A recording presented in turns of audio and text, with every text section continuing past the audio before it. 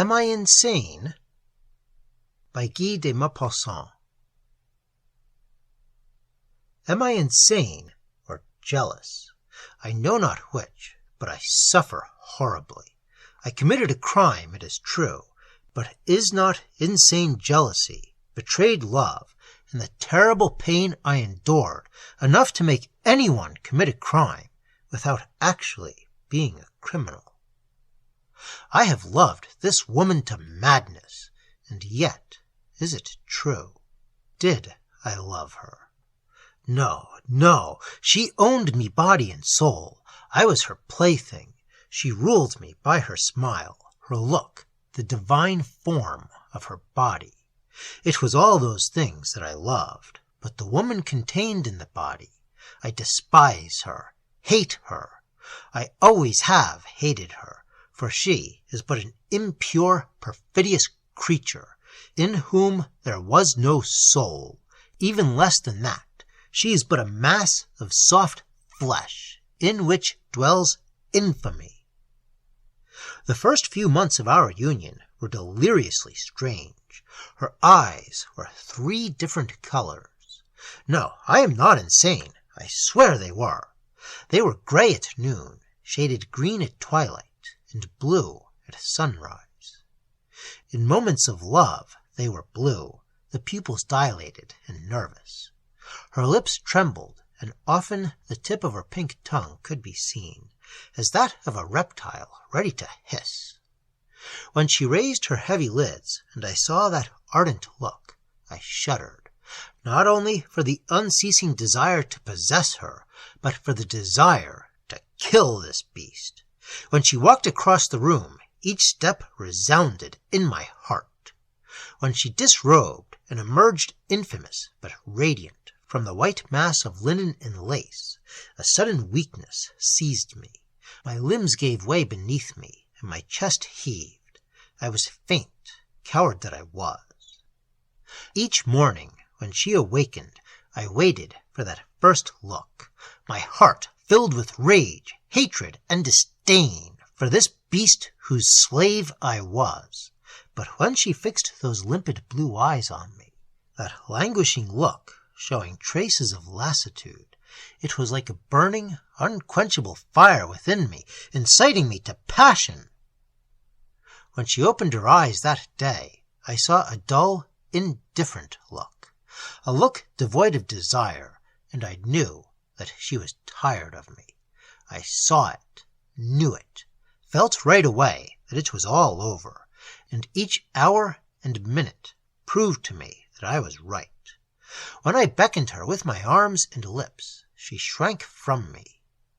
"Leave me alone," she said. "You are horrid."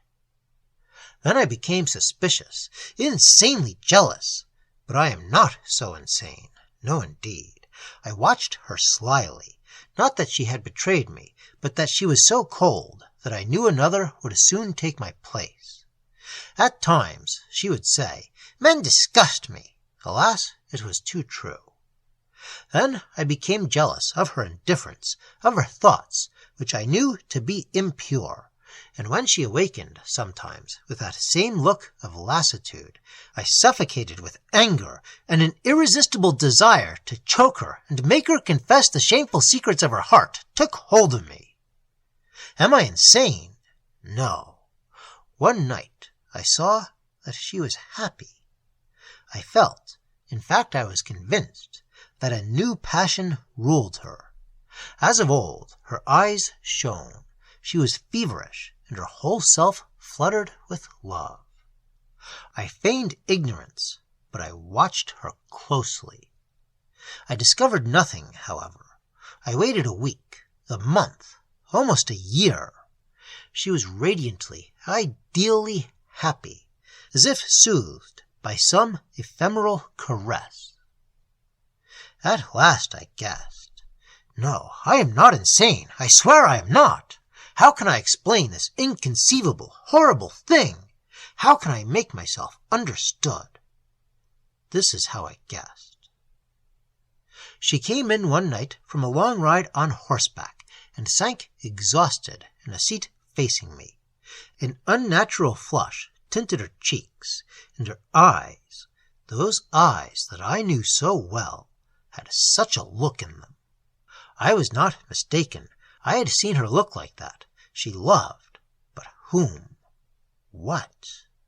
I almost lost my head, and so as to not look at her, I turned to the window. A valet was leading her horse to the stable, and she stood and watched him disappear. Then she fell asleep almost immediately. I thought and thought all night. My mind wandered through mysteries too deep to conceive. Who can fathom the perversity and strange caprices of a sensual woman? Every morning she rode madly through the hills and dales, and each time came back languid, exhausted. At last I understood. It was of the horse I was jealous, of the wind which caressed her face, of the drooping leaves and of the dewdrops, of the saddle which carried her. I resolved to be revenged. I became very attentive. Every time she came back from her ride, I helped her down, and the horse made a vicious rush at me. She would pat him on the neck, kiss his quivering nostrils, without even wiping her lips. I watched my chance. One morning I got up before dawn and went to the path in the woods she loved so well. I carried a rope with me, and my pistols were hidden in my breast, as if I were going to fight a duel. I drew the rope across the path, tying it to a tree on each side, and hid myself in the grass. Presently I heard her horse's hoofs. Then I saw her coming at a furious pace, her cheeks flushed, an insane look in her eyes. She seemed enraptured, transported into another sphere.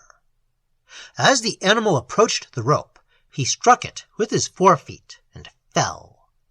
Before she had struck the ground, I caught her in my arms and helped her to her feet. I then approached the horse, put my pistol close to his ear, and shot him as I would a man.